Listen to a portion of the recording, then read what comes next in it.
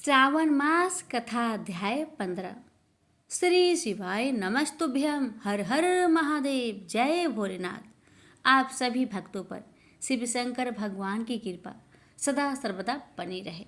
तो आइए भक्तों, श्रवण करते हैं श्री शिव महापुराण की दिव्य अध्याय को।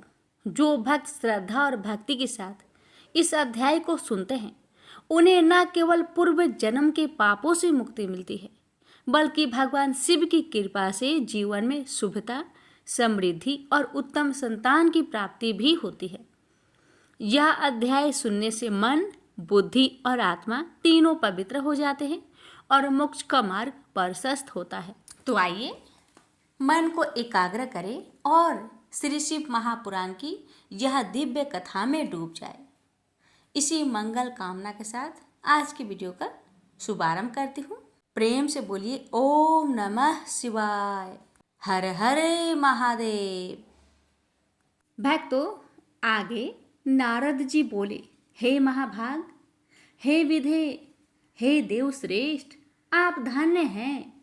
आपने आज यह शिव की परम पावनी अद्भुत कथा सुनाई। इसमें सदा शिव की लिंग उत्पत्ति की जो कथा हमने सुनी वह महादिव्य, कल्याणकारी और अद्भुत है, जिसके प्रभाव मात्र को ही सुनकर दुख नष्ट हो जाते हैं। इस कथा के पश्चात जो हुआ उसका महात्म्य और उसके चरित्र का वर्णन करें। यह सृष्टि किस प्रकार से हुई इसका भी आप विशेष रूप से वर्णन करें। ब्रह्मा जी बोले, आपने यह उचित ही पूछा है। तदंतर जो हुआ और मैंने जैसा पहले सुना है वैसा ही मैं संक्षेप में कहूँगा। हे विपेंद्र, जब सनातन देव शिव अपने स्वरूप में अंतर्ध्यान हो गए तब मैंने और भगवान विष्णु ने महान सुख की अनुभूति की। तदंतर हम दोनों ब्रह्मा और विष्णु ने अपने अपने हंस और वराह रूप का परित्याग किया। सृष्टि संरचना और उसके पालन की इच्छा से हम दोनों उस शिव की माया के दोनों प्रकाशों से घिर गए। नारद जी बोले, हे विधे, हे महाप्रयाग ब्राह्मण, मेरे हृदय में महान संदेह है। अतुल्य, कृपा करके शीघ्र ही उसको नष्ट करे। अन्य रूपों को छोड़कर आप दोनों ने हंस और वराह का ही रूप क्यों धारण किया? इसका क्या कारण है, बताइए। सूत जी बोले, महात्मा, नारद जी का यह वचन सुनकर ब्रह्मा ने शिव के चरण रविंदों का स्मरण करके आदरपूर्वक यह कहना प्रारंभ किया। ब्रह्मा जी बोले, हंस की निश्चल गति ऊपर की ओर गमन करने में ही होती है।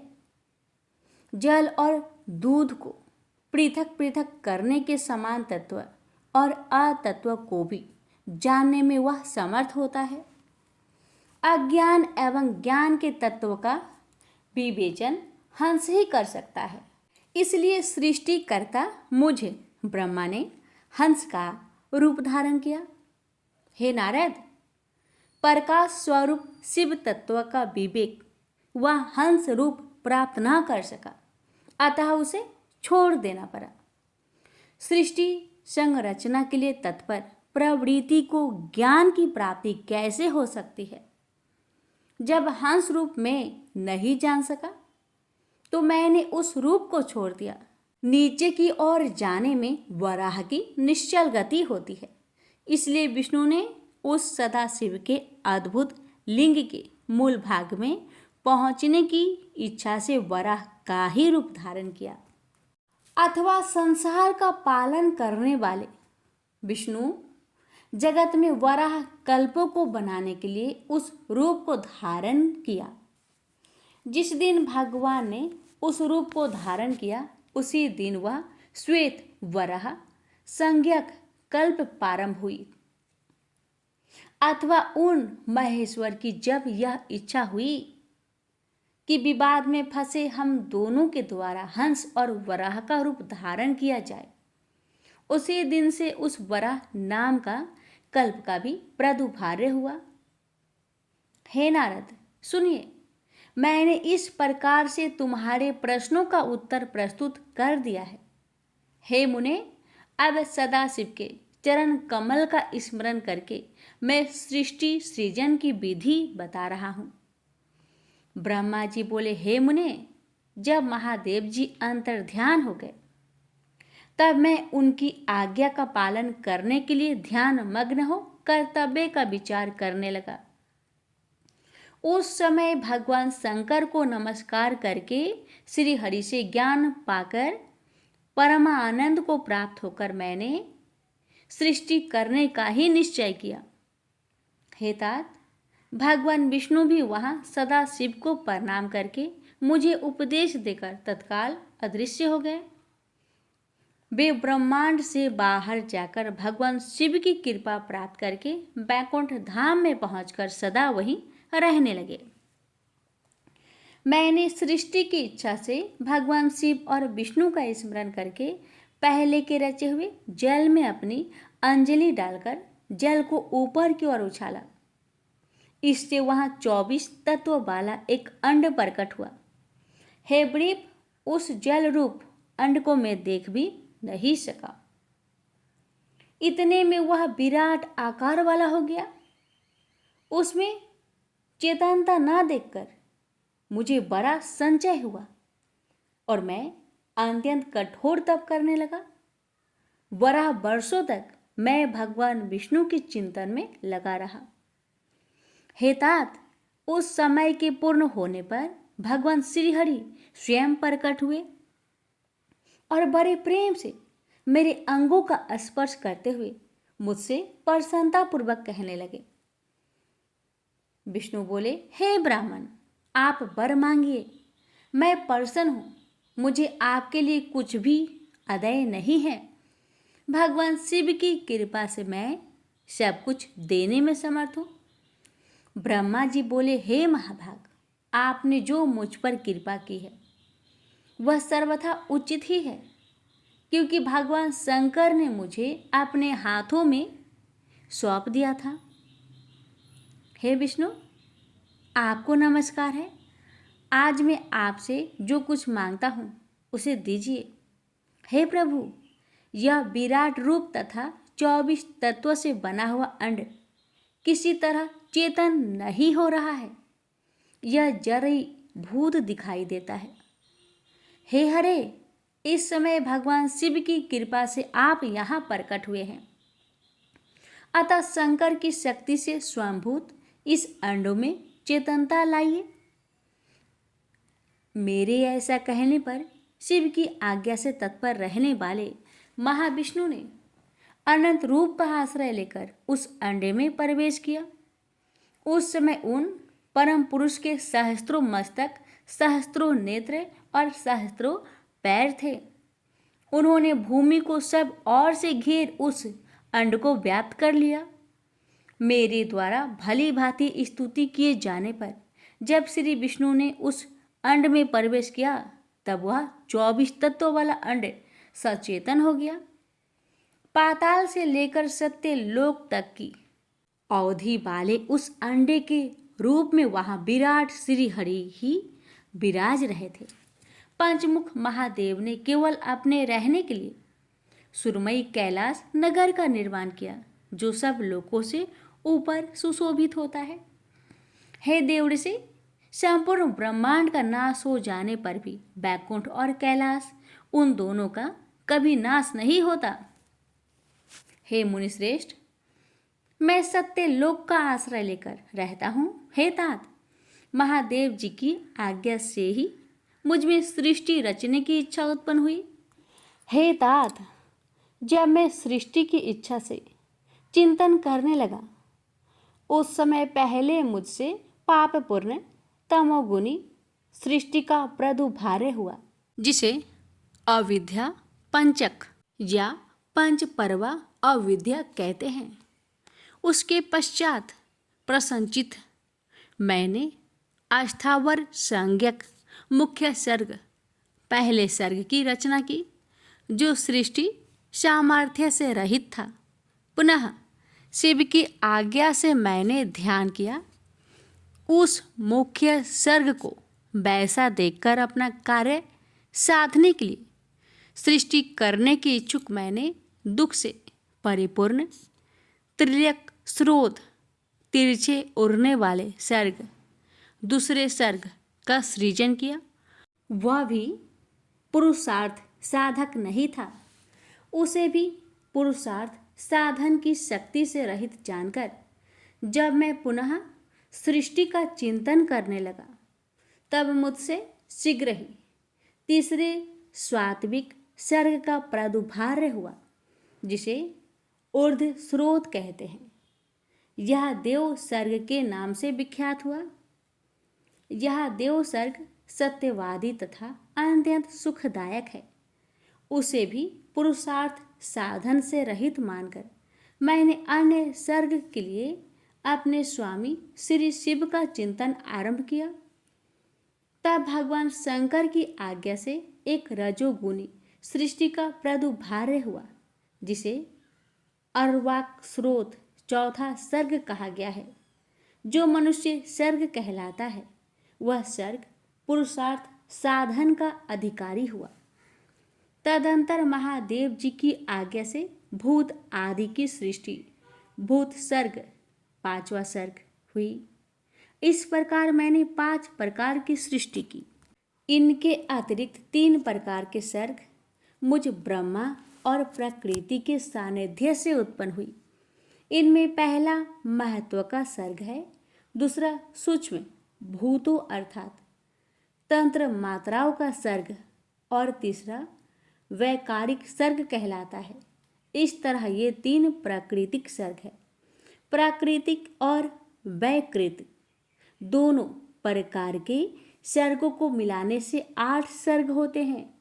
इनके अतिरिक्त हुआ कौमार सर्ग है, जो प्राकृतिक और वैकृतिक भी है। इन सब के आवांतर भेद है, जिनका वर्णन मैं नहीं कर सकता। उसका उपयोग बहुत थोड़ा में है। अब मैं द्विजात्मक सर्ग का वर्णन कर रहा हूँ। इसी का दूसरा नाम कौमार सर्ग है, जिसमें सनक नंदन आदि कुमारों की महान सृष्टि हुई।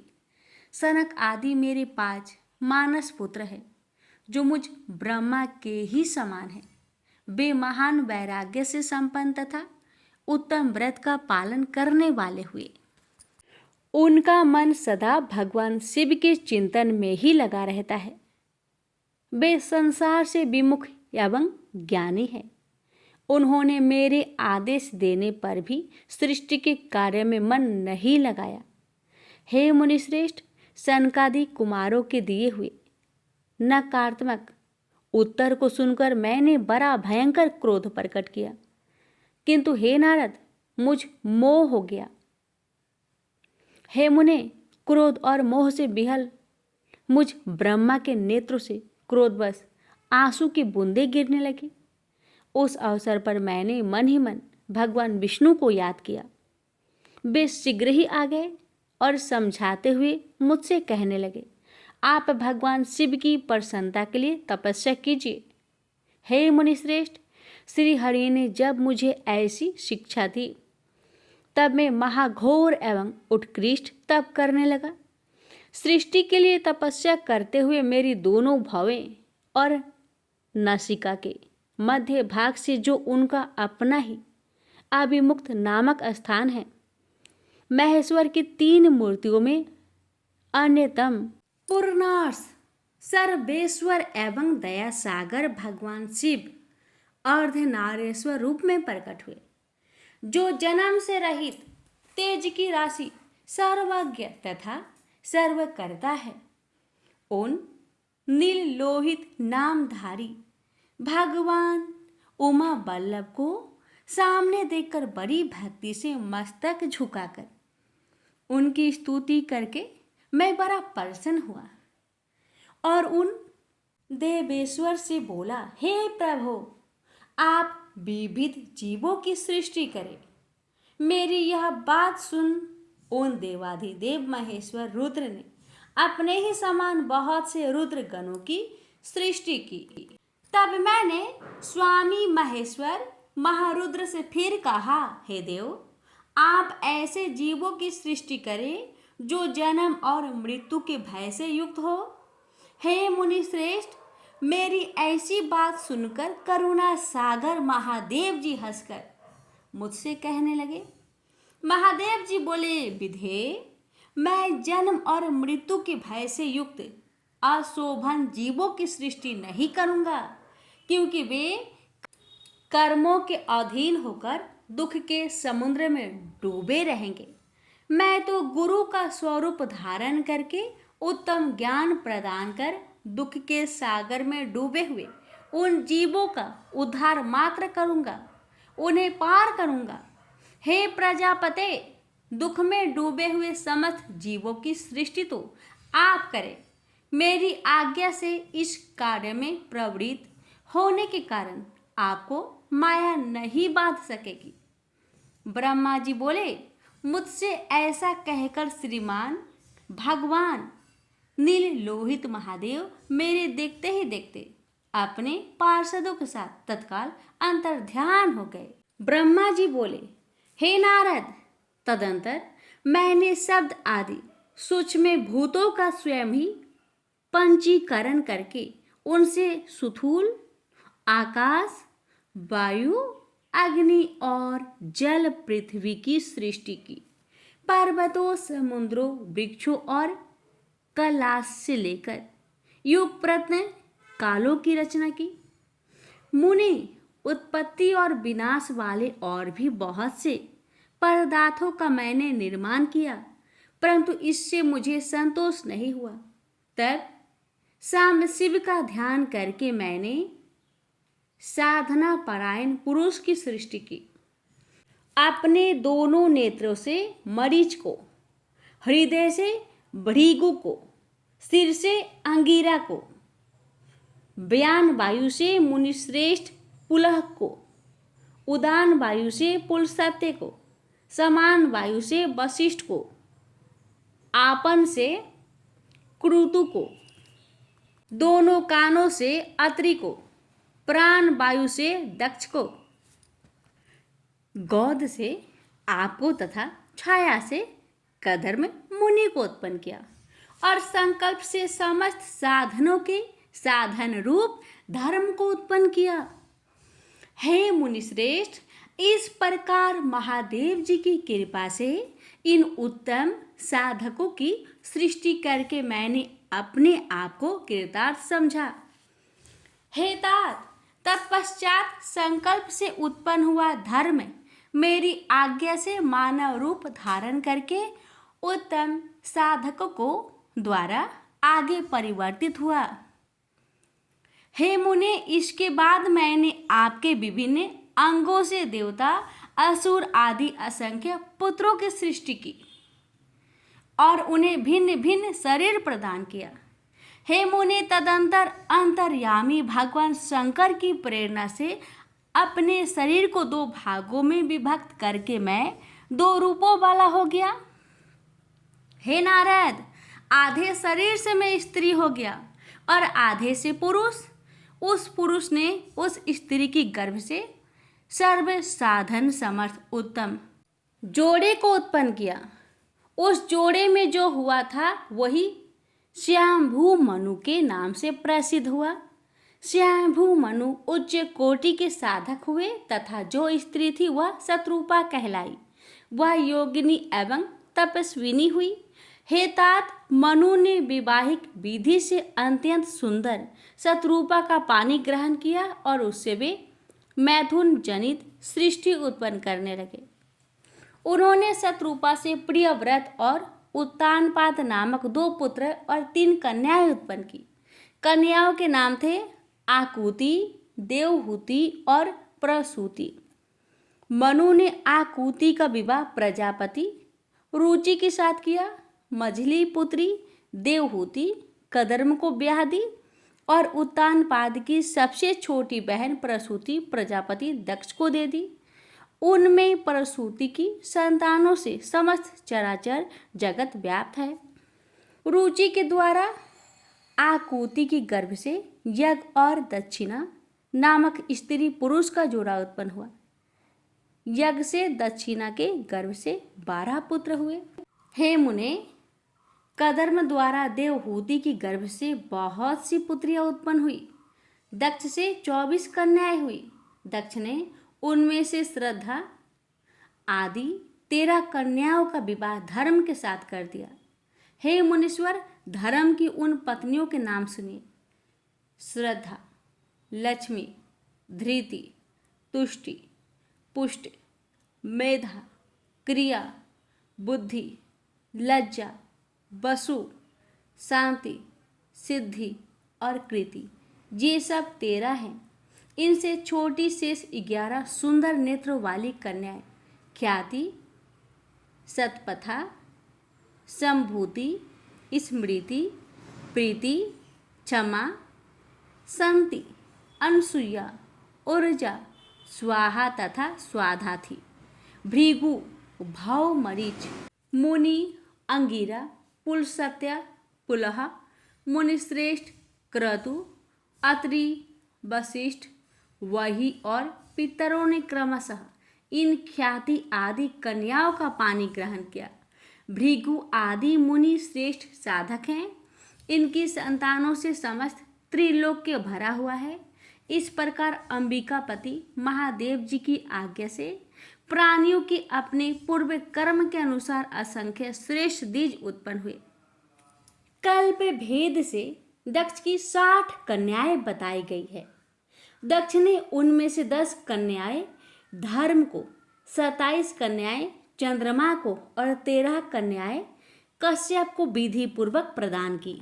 हे नारद, उन्होंने 4 कन्याओं का विवाह श्रेष्ठ रूप वाले तच्चर के साथ कर दिया। उन्होंने भृगु, अंगिरा और कृषा स्व को 2-2 कन्याएं अर्पित की। उन स्त्रियों तथा पुरुषों से बहुत से चराचर सृष्टि हुई। हे मुनि श्रेष्ठ, दक्ष ने महात्मा कश्यप को जिन 13 कन्याओं का विधि पूर्वक दान किया था, उनकी संतानों से सारा त्रिलोक्य व्याप्त हो गया। अस्थावर और जंगम कोई भी सृष्टि ऐसी नहीं जो उनकी संतानों से शून्य हो। देवता, ऋषि, दैत्य, वृक्ष, पंछी, पर्वत और तृण, लता आदि सभी कश्यप पत्नियों से पैदा हुई। इस प्रकार दक्ष कन्याओं की संतानों से सारा चराचर जगत व्याप्त हो गया। पाताल से लेकर सत्यलोक प्रयत्न समस्त ब्रह्मांड निश्चय ही उनकी संतानों से सदा भरा रहता है, कभी रिक्त नहीं होता। इस प्रकार भगवान शंकर की आज्ञा से ब्रह्मा जी ने भली भांति सृष्टि की। पूर्व काल में सर्वव्यापी शंभु ने जिन्हें तपस्या के लिए प्रकट किया था, रुद्रदेव के रूप में उन्होंने त्रिशूल के अग्रभाग पर रखकर उनकी सदा रक्षा की। वे ही सती देवी लोकहित का कार्य संपादित करने के लिए दक्ष से प्रकट हुई। उन्होंने भक्तों के उद्धार के लिए अनेक लीलाएं की, जिनका वाम अंग बैकुंठ विष्णु है, दक्षिण भाग स्वयं मैं हूँ और रुद्र जिनके हृदय से उत्पन्न है। उन शिव को तीनों प्रकार का कहा गया है। मैं ब्रह्मा, विष्णु और रुद्र तीनों गुणों से युक्त कहे गए हैं, किंतु पर ब्रह्मा अव्यय शिव स्वयं सदा निर्गुण ही रहते हैं। विष्णु सत्वगुण में, मैं रजोगुण और रुद्र तमोगुण वाले कहे गए हैं। लोकाचार में ऐसा व्यवहार नाम के कारण किया जाता है, किंतु वास्तुत्व इससे सर्वथा भिन्न है। विष्णु अन्य करण से तमोगुण और बाहर से सत्वगुण से युक्त माने गए हैं। रुद्र अंतकरण से सत्वगुण और बाहर से तमोगुण वाले हैं। और हे मुने, मैं सर्वथा रजोगुण वाला ही हूँ। ऐसे ही सुरा देवी रजोगुणी है, वे सती देवी सत्य स्वरूपा है और लक्ष्मी तमोमयी है। इस प्रकार परम्बा को भी 3 रूपों वाली जानना चाहिए।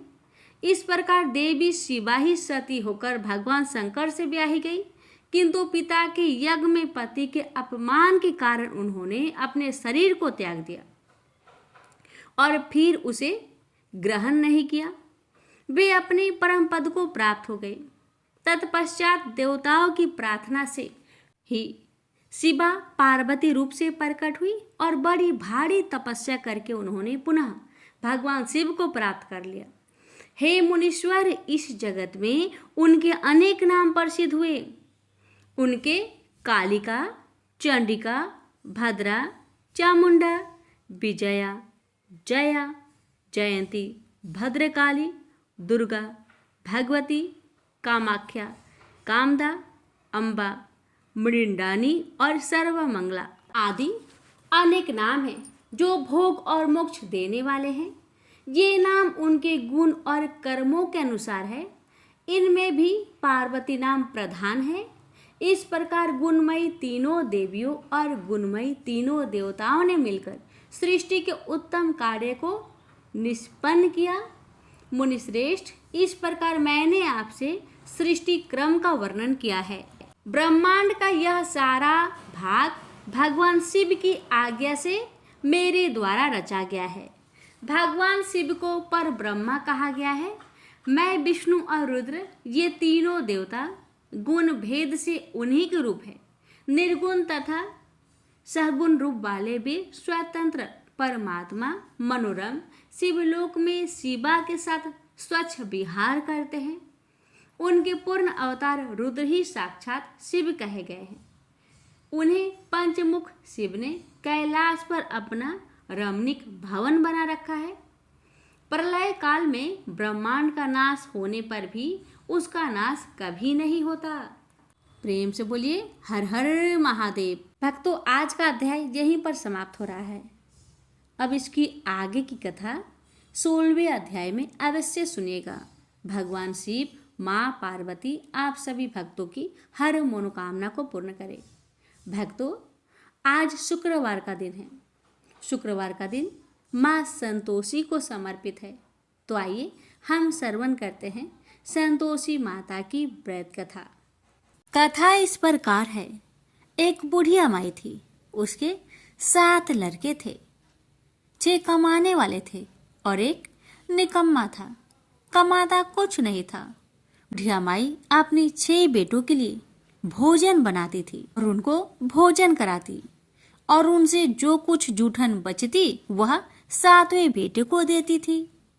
एक दिन 7वां बेटा अपनी पत्नी से बोला, देखो मेरी माँ को मुझ पर कितना प्रेम है। वह बोली, क्यों नहीं, सबका जो जूठा तुमको खिलाती है। वह बोला, ऐसा नहीं हो सकता। मैं जब तक अपनी आंखों से ना देख लूं, मैं मान नहीं सकता कि मेरी माँ मेरे साथ ऐसा कर सकती है।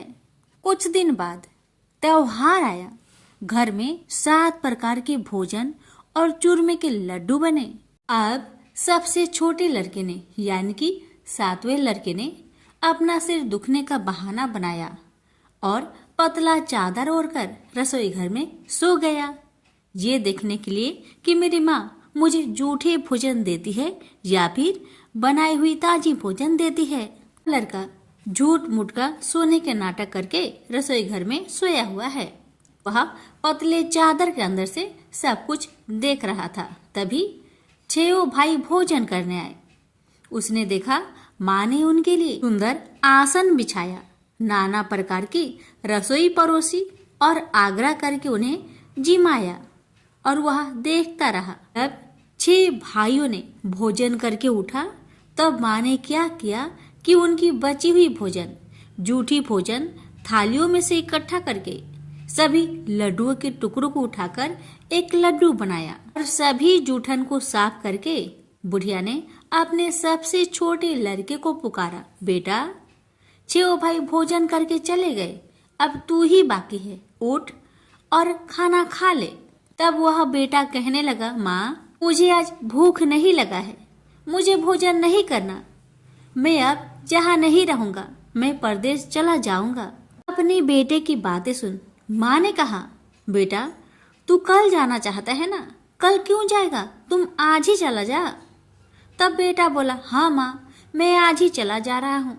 यह कहकर वह घर से निकल गया। चलते समय पत्नी की याद आई।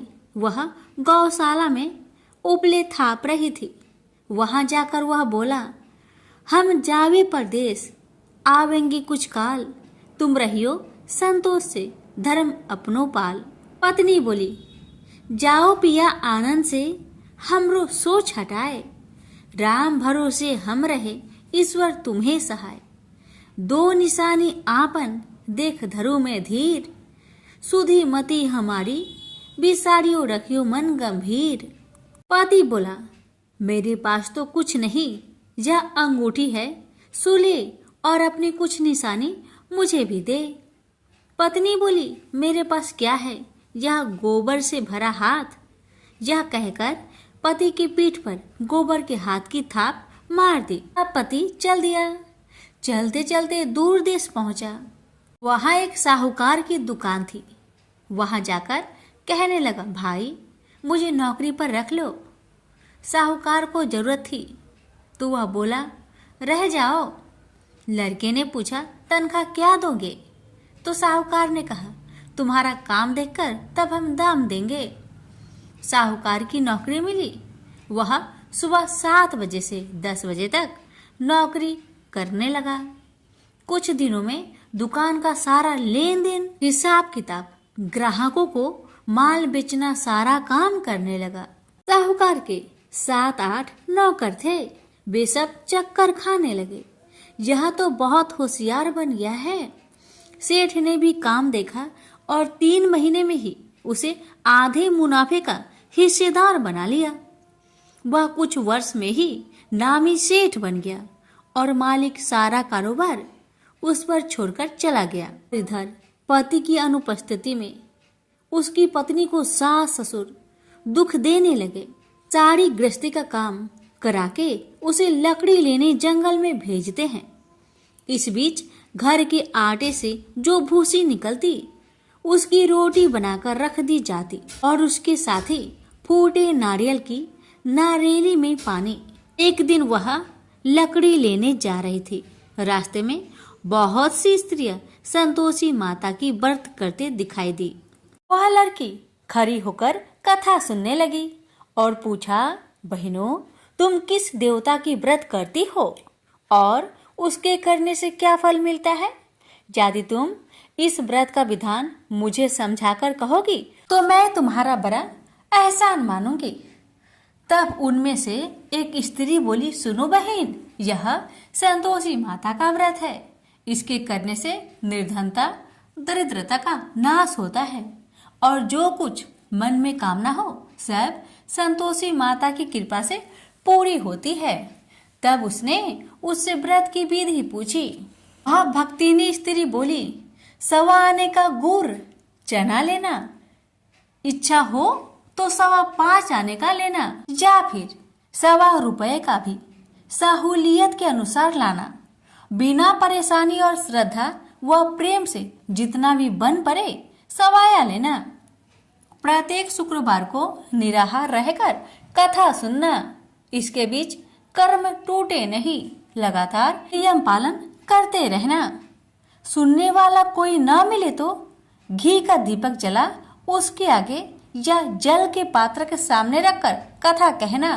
जब कार्य सिद्ध न हो नियम का पालन करना और कार्य सिद्ध हो जाने पर व्रत का उद्यापन करना। 3 मास में माता फल पूरा करती है।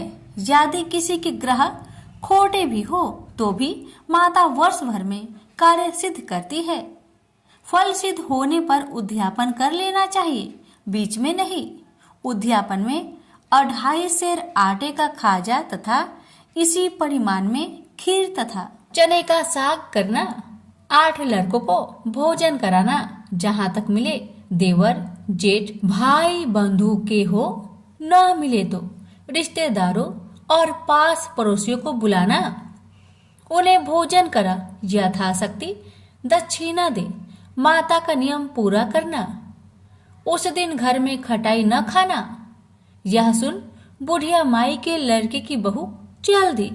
रास्ते में लकड़ी की बोझ को बेच दिया और उन पैसों से गुड़ चना ले माता की व्रत की तैयारी कर आगे चली और सामने मंदिर देखकर पूछने लगी, यह मंदिर किसका है?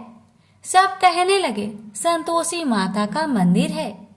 यह सुनकर माता के मंदिर में जाकर चरणों में लौटने लगी, दीन हो विनती करने लगी, माँ मैं निपट अज्ञानी हूँ, व्रत के कुछ भी नियम नहीं जानती, मैं दुखी हूँ। हे माँ जगत जननी मेरा दुख दूर कर, मैं तेरी शरण में आई हूँ। माता को दया आई। एक शुक्रवार बीता कि दूसरे को उसके पति का पत्र आया और तीसरे शुक्रवार को उसका भेजा हुआ पैसा आ पहुंचा। यह देख जेठ जेठानी मुंह सिडोकने लगी, लड़के ताने देने लगे, काकी के पास पत्र आने लगे, रुपया आने लगा। अब तो काकी की खातिर बढ़ेगी। बेचारी सरलता से कहती, भैया कागज आवे रुपया आवे, हम सब के लिए अच्छा है। ऐसा कहकर आंखों में आंसू भरकर संतोषी माता के मंदिर में आ मातेश्वरी के चरण में गिरकर रोने लगी, माँ मैंने तुमसे पैसा कब मांगा है माँ? मुझे पैसे से क्या काम है माँ? मुझे तो अपने सुहाग से काम है। मैं तो अपनी स्वामी के दर्शन मांगती हूँ माँ। तब माता ने प्रसन्न होकर कहा, जा बेटी तेरा स्वामी आएगा। यह सुनकर खुशी से बावली होकर घर जा पहुंची, अपना काम काज करने लगी। अब संतोषी माँ विचार करने लगी, इस भोली पुत्री को मैंने कह तो दिया कि तेरा पति आएगा, लेकिन कैसे? वह तो इसे सपने में भी याद नहीं करता। उसे याद दिलाने को मुझे ही जाना पड़ेगा। इस तरह माता जी उस बुढ़िया के बेटे के पास जा सपना में प्रकट हो कहने लगी, साहूकार के बेटे तुम सो रहा है या जागता है? वह कहने लगा, माता मैं सोता भी नहीं जागता भी नहीं, कहो क्या आज्ञा है? माता कहने लगी, तेरे घर बार कुछ है कि नहीं? वह बोला, मेरे पास सब कुछ है माँ, माँ बाप है, पत्नी है, क्या कमी है माँ? माँ बोली, भोले पुत्र तेरी पत्नी घोर कष्ट उठा रही है, तेरे माँ बाप उसे परेशान कर रहे हैं, वह तेरे लिए तरस रही है, तू उसकी सुधि ले। वह बोला, हाँ माता जी यह तो मालूम है, परंतु जाऊं तो कैसे? परदेश की बात है, लेन देन का कोई हिसाब नहीं है, कोई जाने का रास्ता भी नहीं आता, कैसे चला जाऊं? माँ कहने लगी, मेरी बात मान, सवेरे नहा धोकर संतोषी माता का नाम ले, घी का दीपक जला, दंडवत कर दुकान पर बैठ, देखते देखते तेरा सारा लेन देन चुक जाएगा, जमा का माल बिक जाएगा, साज होते होते धन का भारी ढेर लग जाएगा। माता की बात मानकर वह नहा धोकर संतोषी माता को दंडवत घी का दीपक जला। थोड़ी देर में देने वाले रुपए लाने लगे, लेने वाले हिसाब लेने लगे, कोठे में भरे सामान की खरीदारी नगद दाम में दे सौदा करने लगे। शाम तक धन का भारी ढेर लग गया। मन में माता का नाम ले चमत्कार देख प्रसन्न होकर घर ले जाने के वास्ते गहना कपड़ा सामान खरीदने लगा। यह काम से निपट तुरंत घर को रवाना हुआ। उधर उसकी पत्नी जंगल में लकड़ी लेने जाती है। लौटते वक्त माता जी के मंदिर में विश्राम करती है। वह तो उसके प्रतिदिन रुकने का जो स्थान ठहरा। धूल उड़ती देख वह माता से पूछती है, हे माता यह धूल कैसे उड़ रही है? माता कहती है, हे पुत्री तेरा पति आ रहा है, अब तू ऐसा कर लकड़ियों के 3 बोझ बना ले, एक नदी के किनारे रख और दूसरा मेरे मंदिर पर, वह तीसरा अपने सिर पर। तेरे पति को लकड़ियों का गट्टर देख मोह पैदा होगा, वह यहाँ रुकेगा, नाश्ता पानी खाकर माँ से मिलने जाएगा, तब तू लकड़ियों का बोझ उठाकर जाना और चौक में गट्टर डालकर जोर से आवाज देकर कहना, लो सासू जी लकड़ियों का गट्टर लो, भूसी की रोटी दो, नारियल की खोपरे में पानी दो, आज मेहमान कौन आया है? माता जी बहुत अच्छा कहकर वह प्रसन्न मन से लकड़ियों के 3 गट्टर बनाई, एक नदी के किनारे पर और एक माता जी के मंदिर पर रखा। इतने में मुसाफिर आ पहुंचा।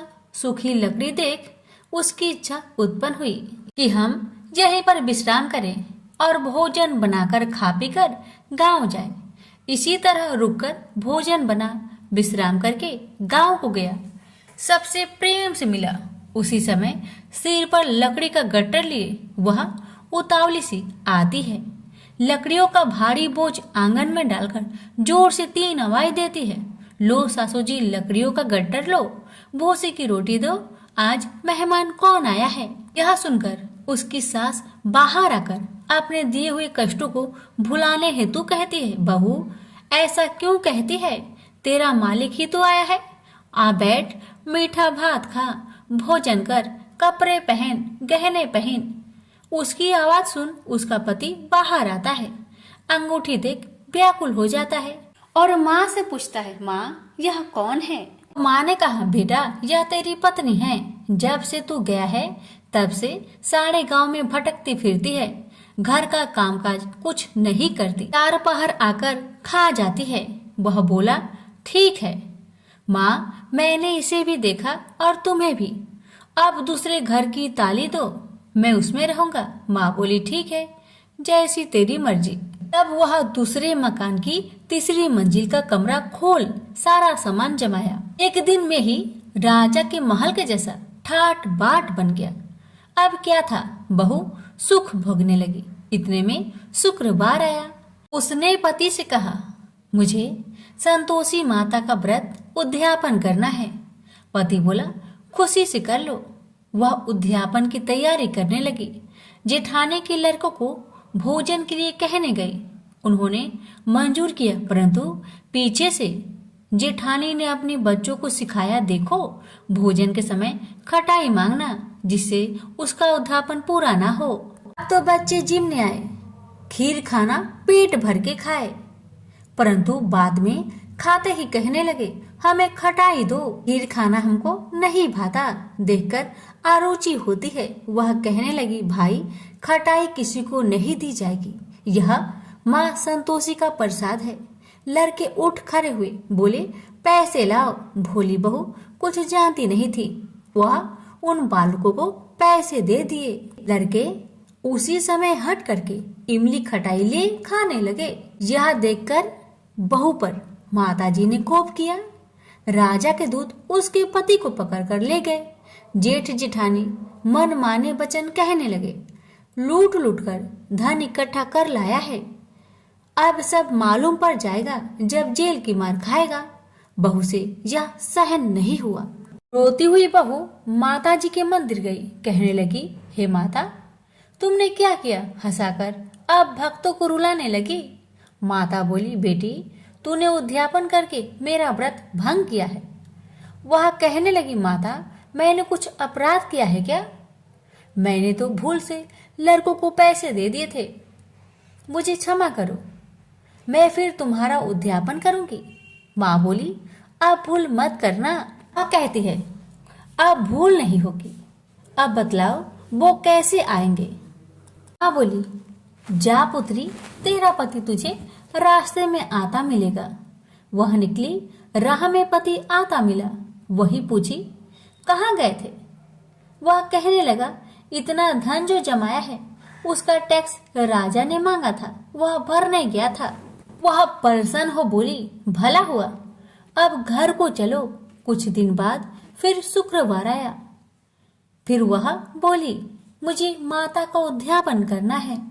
पति ने कहा, करो। पत्नी फिर जेठ के लड़कों को भोजन को कहने गई। ठानी ने 1-2 बातें सुनाई। सब लड़कों को सिखाने लगी, तुम सब लोग पहले ही खटाई मांगना।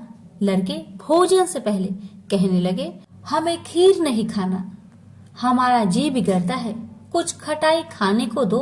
वह बोली, खटाई किसी को नहीं मिलेगा, आना हो तो आओ। वह ब्राह्मण के लड़के को लाकर भोजन कराने लगी। यथाशक्ति दक्षिणा की जगह 1-1 फल उन्हें दिया। संतोषी माता प्रसन्न हुई। माता की कृपा होते ही 9वें मास में उसके चंद्रमा के समान सुंदर पुत्र प्राप्त हुआ। पुत्र को पाकर प्रतिदिन माताजी के मंदिर में जाने लगी। माँ ने सोचा यह रोज आती है, आज क्यों ना आई?